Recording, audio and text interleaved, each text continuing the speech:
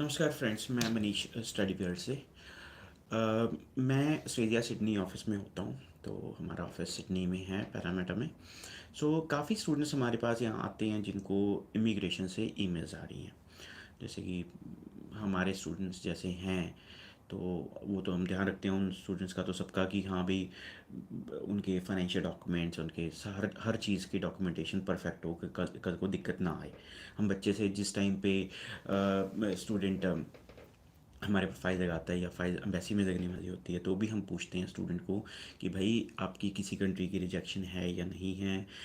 अगर किसी भी कंट्री की आपकी रिजेक्शन है और आप इमिग्रेशन को बता देते हैं, देयर इज़ नो प्रॉब्लम, उनको कोई फ़र्क नहीं पड़ता आपकी किसी भी कंट्री की रिजेक्शन हो। ऑस्ट्रेलिया की रिजेक्शन तो वो खुद ही निकाल देंगे, उसमें आपको बताएं या ना बताएं तो भी कोई दिक्कत नहीं, बट वो मैंडेटरी है, आपके लिए बतानी ज़रूरी है।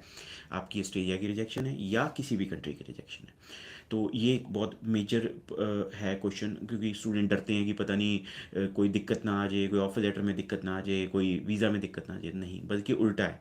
अगर आप बिना बताए वीज़ा ग्रांट करवा दिया और इनको पता लग गया, तो आपका सीधा वीज़ा कैंसिलेशन होगा, उसमें कोई क्वेश्चन नहीं होता। 100% वीज़ा कैंसिलेशन है उसमें। सेकेंड चीज़ ये आ जाती है कि स्टूडेंट्स यहाँ पे हमारे पास आते हैं जो और कंपनी से अप्लाई किया है जिन्होंने, या वैसे रूटीन में ऑनशोर स्टूडेंट बहुत आते हैं हमारे पास। अब उनको कईयों को वीज़ा इमिग्रेशन से ईमेल्स आई हैं कि उनके डॉक्यूमेंटेशन चेक कराओ जी हमें। लाइक कईयों को ऐसी ईमेल्स आई हैं, बैंक्स को ईमेल आई हैं कि आपके जो उस तरीक को, जिस तरीक को उनको फाइल लगाई है या जिस टाइम पे उन्हें वीज़ा ग्रांट हुआ है, उस टाइम पे वो फाइनेंशियल फंड्स अवेलेबल थे या नहीं थे। तो फंड्स यानी कि टेक्निकली जेन्युइन थे या नहीं थे।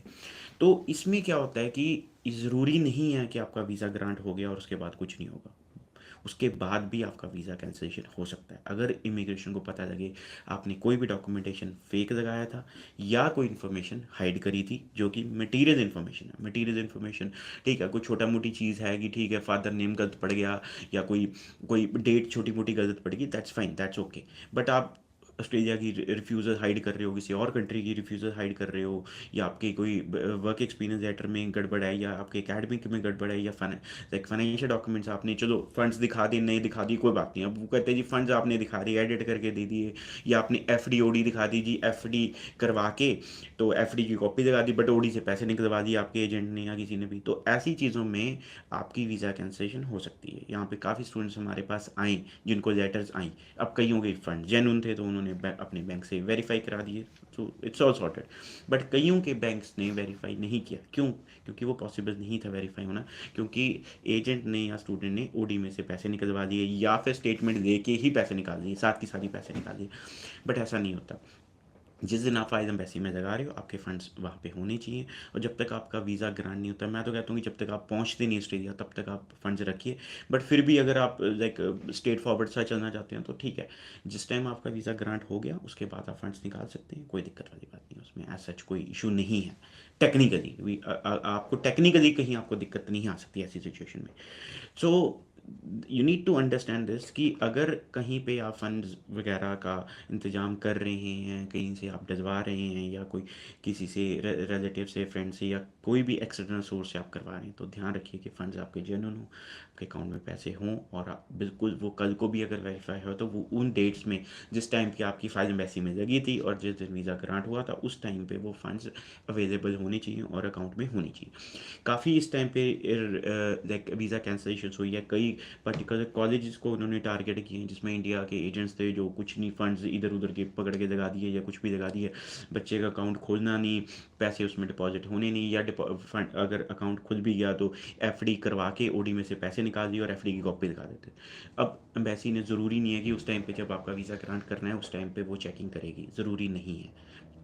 बट ये चीज़ ज़रूरी है कि जिस टाइम पे उन्होंने आपका कल को अगर अगर वेरिफिकेशन कर दी तो आपके पास फंड्स जो हैं वो होने चाहिए, तो उस टाइम पे अवेलेबिलिटी होनी चाहिए, बैंक में वो होने चाहिए थे। तो अगर आज नहीं तो कल को, अगर 2 महीने बाद भी या साल बाद भी आपकी वेरिफिकेशन होती है कि जी उस दिन जिस दिन बच्चे ने फाइल लगाई थी, सब कुछ लाइक वीज़ा ग्रांट हो, उन दिनों में फंड्स थे या नहीं थे, उसके बाद निकाल दिए, दैट इज़ अ डिफरेंस, होगी लाइफ आगे बढ़ गई तो that's all good. That's not a problem.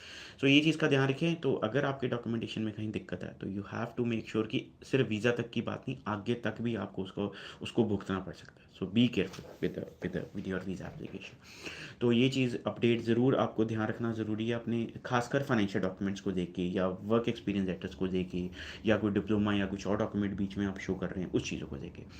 तो मेरी रिकमेंडेशन यही है कि अगर आप कहीं से भी गलत डॉक्यूमेंट्स के साथ अप्लाई करना चाहते हैं, खासकर एकेडमिक डॉक्यूमेंट्स को लेके या फंडिंग के फाइनेंशियल डॉक्यूमेंट्स को लेके, तो बी अवेयर। आपको आज नहीं तो पीआर के टाइम पे या किसी और टाइम पे आपको दिक्कत आ सकती है, तो there are high chances of getting into trouble.